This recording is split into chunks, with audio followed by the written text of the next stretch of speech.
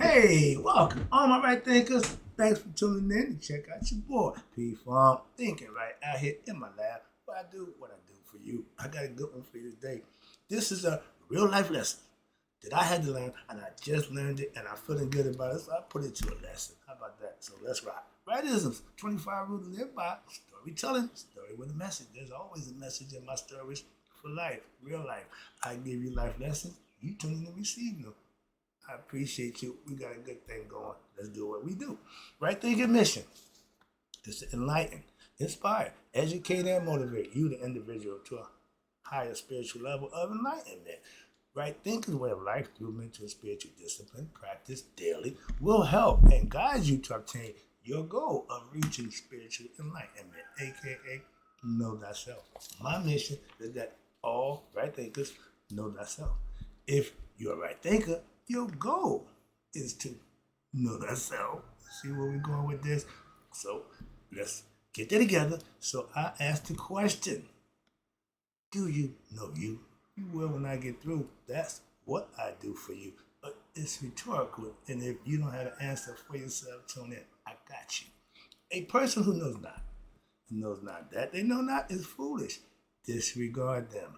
Don't be them. A person who knows not and knows that they know not is simple, but you can teach them. That's why I do what I do for you. I appreciate you too. Stay tuned. I got more for you. A person who knows not and believe and think that they know is dangerous, avoid them. I do. A person who knows and knows not that they know is spiritually asleep. I can awaken them. I'm the spiritual alarm clock here to wake you up with knowledge of self. That's what I do for you. A person who knows and knows that they know is wise. Follow them. All these persons reside in you. Right thinkers, know thyself and to Maya be true. And I stay true to my Maya philosophy. P Funk proves self-mastery is being able to what? Control your anger, aka your ego or emotions. All the same thing. I teach it, I preach it, but I had to live it. That ain't easy, but I did. And I feel good about that. And you will too. When you practice the thing that you learn, that's why you practice it for, to be able to use it. So I got a perfect example for you. Real life. Let's go. I'm proud of myself. And even my mom is also from the way I maintain and handle my cool when at one point in time I'd have acted a fool. I'd have lost, I'd have went weight. So yeah, I'm knowing I'm better with myself. Why? I'm trying to. I'm putting in the work so it can happen. And when a situation arises, when you can prove that you changed, that's when you put it to use. And man, I feel good about doing that. Boy, I could have went a whole other way.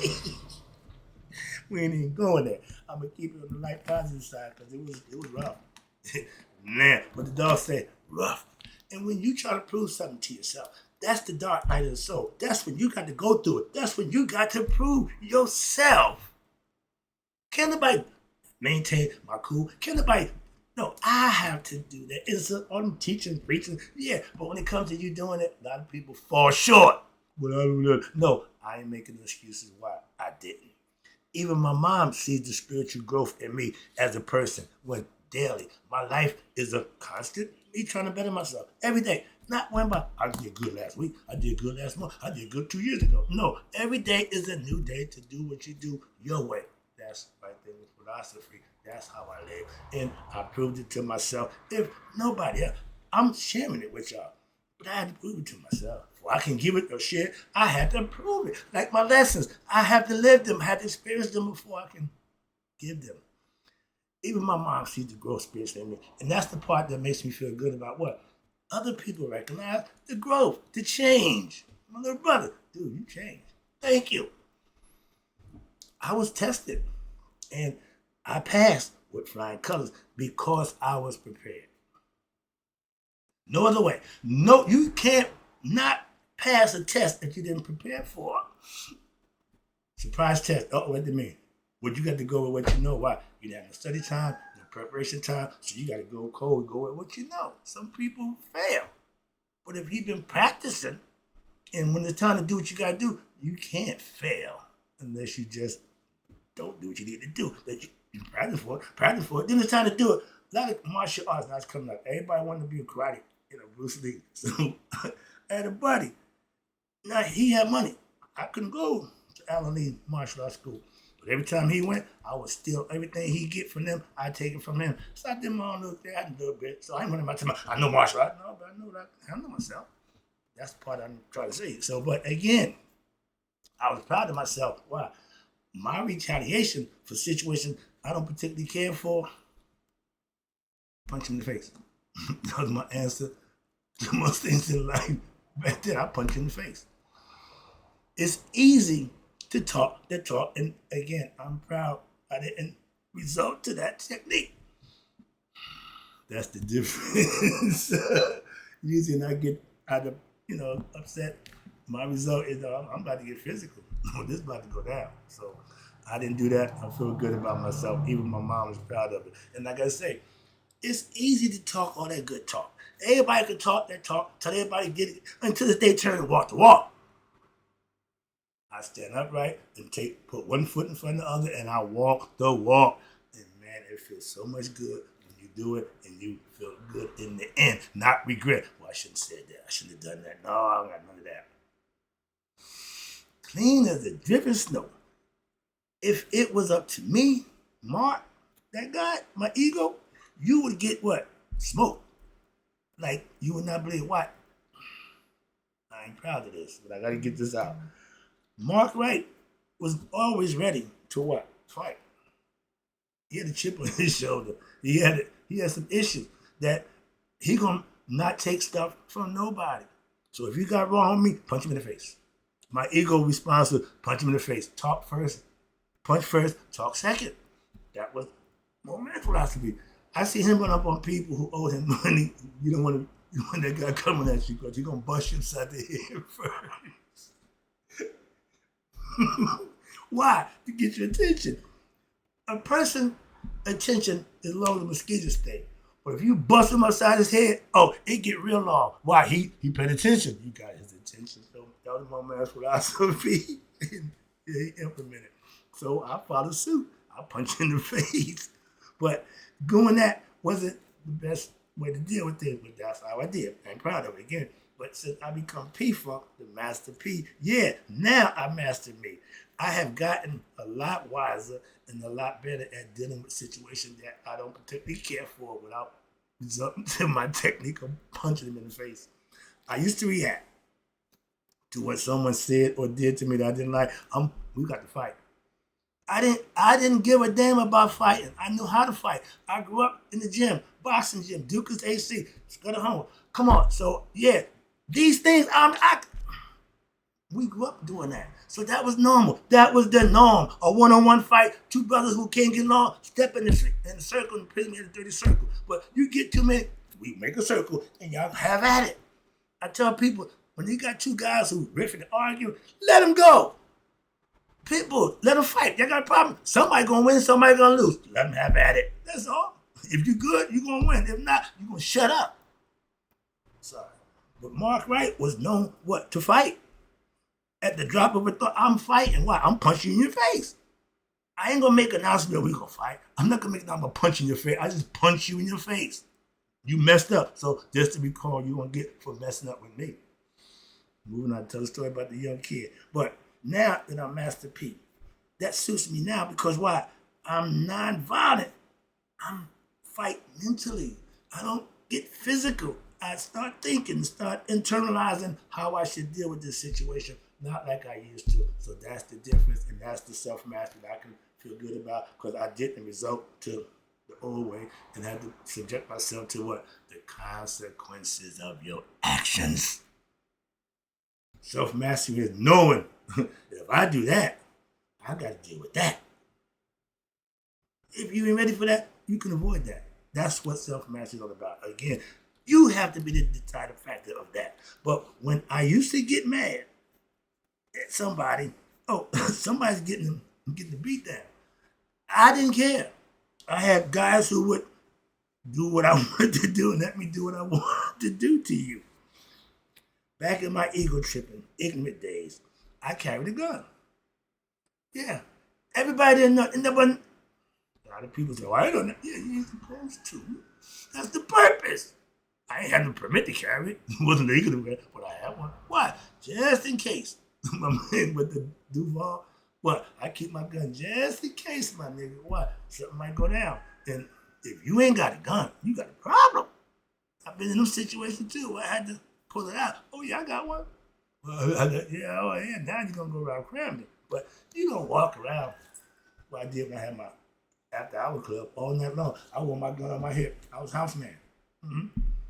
Ain't everybody asked me if I had a permit. But ain't nobody give me a reason to use it. So they understood, yeah, I got it. Mm-hmm. But I can do these first. Wow, West. We got to beat you down with our hands like a man. But if you want to bring the guns, we got them too. Wow, West. I love that, my man. Kumo D. All right. But that's how in the hood, everybody was good. Because you got a gun, so what? We all got guns. That don't mean nothing. That's why in the West Coast, the ones who doing it, they'll let you know, nigga, do you want this? Okay. If this ain't what you want, you might as well keep it moving. That's how the game is played. They didn't give it there. Okay. Scarlet, they wouldn't even give it there. They'll shoot you in a heartbeat. If you got a gun, I seen a correctional officer working in prison in my neighborhood. Man, some young boys was doing donuts in the parking lot one night. I live right next to my house. So I come out and see them like, I ain't gonna mess with them kids. I ain't gonna do me. He's tear the street up, run in circles, whatever. He come out the house with his gun. Like to shake his gun in the West. Pull over. Them guys just went on by him. Didn't give a damn about him and his gun. Why? Because you scared. They see you scared. And you supposed to be police. No, you ain't police. You was a correctional officer. They not all police, so they not proficient. He was, yeah. Moving on. It's nothing worse than seeing a guy with a gun don't know what he's doing with it. Moving on. I ain't got time for that story. All right, I got a bunch of stories. Like, dumb stuff. Yeah, man, I did a bunch of dumb stuff. So, moving on. I got better. All right, let me wrap this up for you. Oh, we good. All right, I got a few more things I can tell you about. All right, and I remember, wait a minute, let me get this out the way right quick. I was a tough guy. Why? Because I carried a gun, but I could fight. I wasn't tough because of the gun. I'm tough because if you start to say, I'm going to punch you in your face. And if you want to draw that, come on, let's go. Any way you want to do it. Like I said, you can get the smoke. Back then, I loved to get smoke. Moving on, we call it fighting back there. Y'all go to smoke now. But I remember popping off when I got caught by the detective. I was still ego tripping, working out in my good shape, yeah. So I'm talking trash and guy, little mouth. And I'm feeling like I can just kick his ass. I said, man, you take that gun off, man, I'll whoop. I'm talking trash. My man leaned over to me, shut up. I didn't shut up. I kept talking. The guy said, okay. He took off his gun, put it down. My man was there. Don't go for that bullshit. He got one on his ankle. That's when I realized, dude, you don't really know these guys. Shut up. And I acquiesced, and I was cool ever since. But again, learning. Oh, man, see, you don't want that. You don't want that smoke. No. Why? He got another one. All right. So that's another learn from that. All right. When you ego tripping, talk about that nonsense, you got to be prepared. Don't let your mouth write checks that your ass can't cash. That means if you can't back it up, don't talk it. Why? Because somebody going to pull your card. That's old school. My anger, a.k.a. ego, used to run me, and I had no self-control. When I got mad, I got into a fight. Didn't think twice about it. My mom said, well, baby, when you going to stop fighting? When they stop messing with me?